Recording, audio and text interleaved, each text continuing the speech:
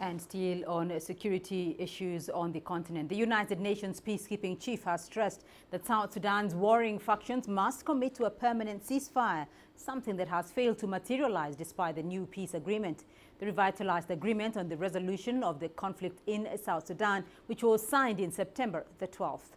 Briefing the UN Security Council, Jean-Pierre Lacroix expressed concern that fighting was continuing 2 months after the deal was signed by South Sudan's leaders. CGTN's Harper reports again from New York. The Under-Secretary-General for Peacekeeping Operations, Jean-Pierre Lacroix, told the United Nations Security Council that the fragile peace agreement continues to be broken. He said South Sudan's leaders must now demonstrate their genuine commitment to that deal that they signed. He said it was time for difficult decisions and compromises, and the country's future could only be decided through a political solution, not through military action.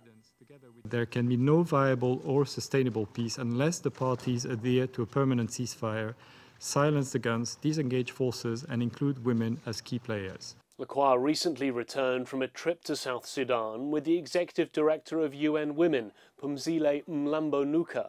She also briefed the Security Council, saying that women continue to be caught up in what she called a futile man's war.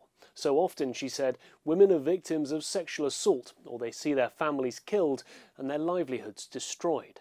She said that must change, and it could do by doing more to include women in society. Inclusion of women is also essential for reorganized security forces and within the recruitment of women at minimum level of 35% into commissioned and non-commissioned cadres to change the face of security forces and curb negative masculinities, prioritize gender within disarmament and demobilization, including the organization of cantonments and strengthening accountability for conflict-related sexual violence. The African Union Commissioner for Peace and Security reaffirmed the AU's commitment to the peace process, but he said responsibility to implement it rested solely with the parties in South Sudan.